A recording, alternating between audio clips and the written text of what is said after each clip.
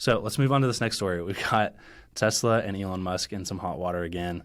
They are now being accused of staging a video of a Tesla demonstrating its self-driving capabilities. So there is an engineer that is testifying in a lawsuit in which a fatal crash was caused by a Tesla.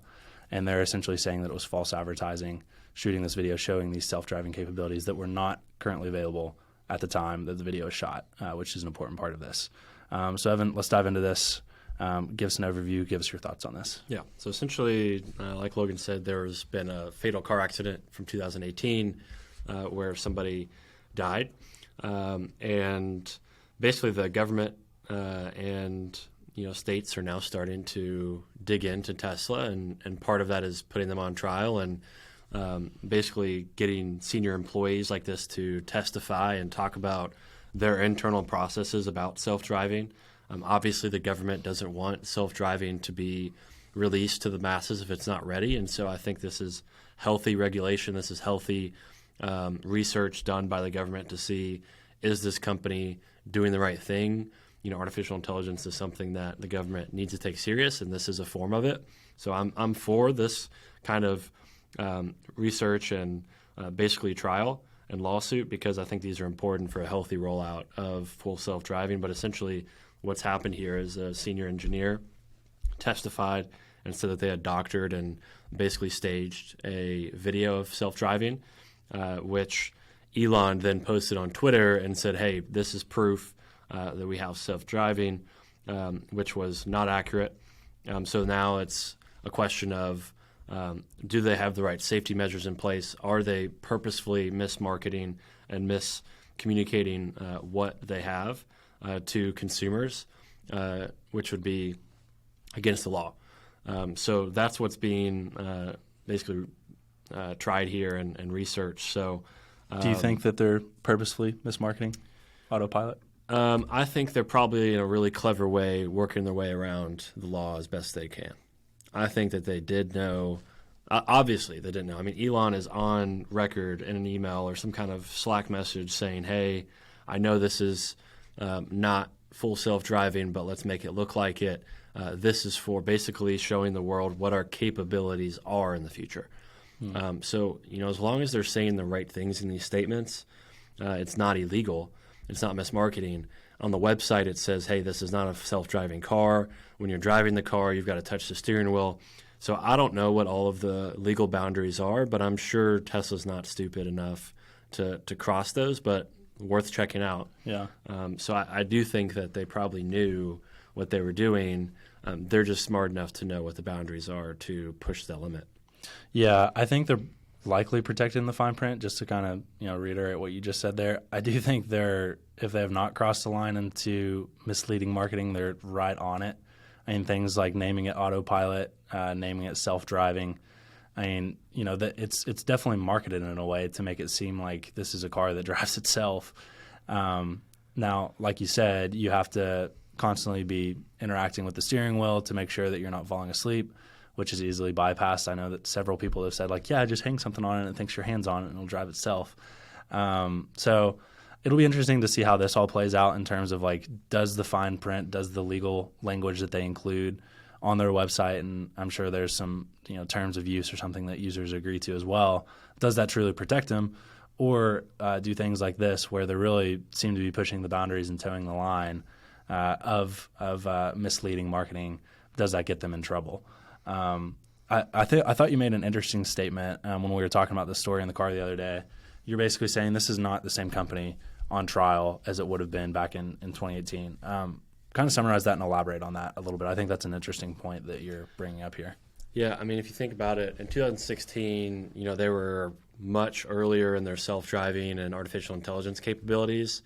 It's 2023 now, and they're on trial for this. The product that's on trial is not the same product as 2016. In 2023, that powerful, the AI and the capabilities of it are probably exponentially better than it was in 2016. So it's not like the government is even trying the same product here. They're going to have to go back in a lot of records and look at communication look at log data and see, what's going on here, because, it's 2023. These cars are much more advanced. And so it's really hard for governments to keep up with technology like this.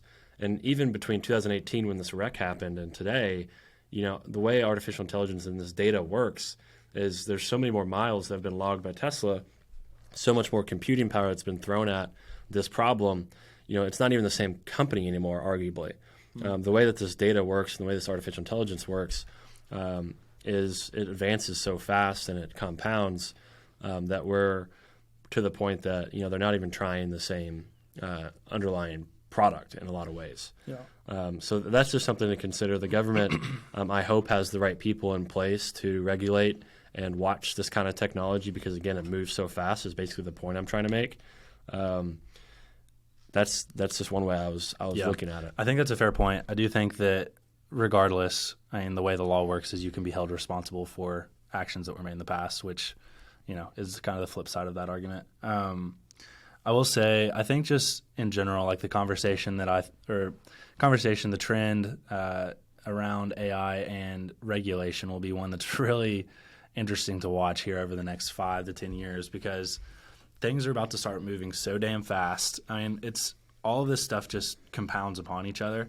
So when you think of things like, autonomous driving and self-driving, it really seems like we're not too far from getting that to scale where it actually, it needs to be paid attention to by regulators. We're already seeing this as is, and now it's not even to the point where it's advertised as full self-driving. And then on top of that, we're seeing all of this progress with things like ChatGPT, Microsoft investing $10 billion into them, and what's going to happen with that.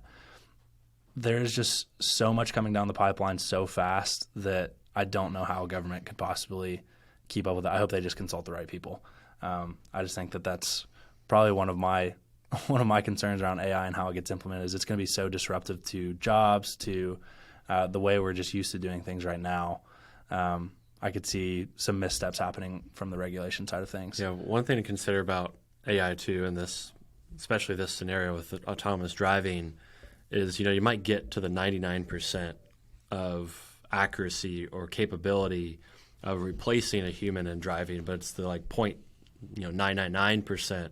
It's that 0.0001% that takes these companies the longest to figure out, which is still necessary to release these cars without humans in them, or people being allowed to sleep while they're behind the wheel.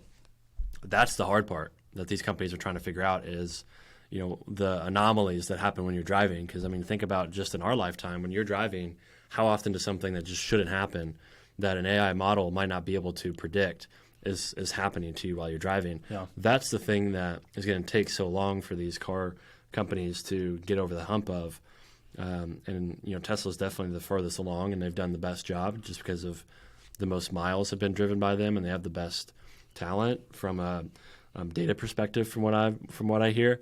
But that's one thing to consider here is they know they're not there yet. Are they mismarketing it? We'll see. Angelo, again, he works for Rivian. He's on their self-driving team. So he knows what he's talking about here. And one of the things that I thought stood out to me when he reached out for a comment was he said, one of the key parts of the previous statement is the fact that Tesla has built a driver assistance system, not a driver replacement system. A good test to determine whether or not a car is capable of full self-driving is to ask whether a person can sleep in it. There is not a single car currently being sold that passes this test. As such, California recently passed a law preventing Tesla from calling their software full self-driving. So the government is taking steps to, again, regulate this area. It's important to understand.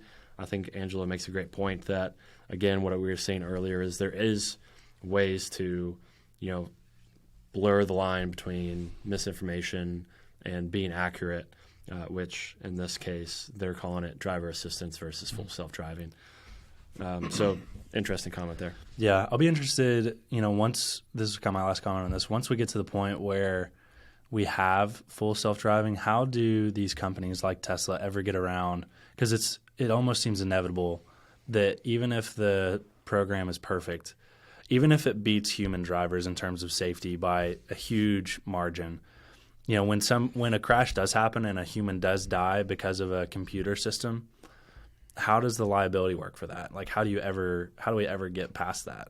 Is going to be kind of my question. That seems like that'll be like almost like a glass ceiling for self-driving. Is like, how do you break through that to where, because it's almost like somebody has to be held liable if a death happens and the death is because of the way that, I don't know. I don't know if you could say it's because of the automated system. Like if something freak accident happens and somebody smashes into it, I don't know. Well, that's not really a Tesla question. That's an insurance question. So that's why Tesla's going to have its own. That's why they're doing insurance themselves as well, is to issue insurance to drivers. They get the data on their cars. They get way more data when they have their own insurance issued. They get to see all the filings more than maybe a normal car company would. That all goes to them. So that's really an insurance question, I would say.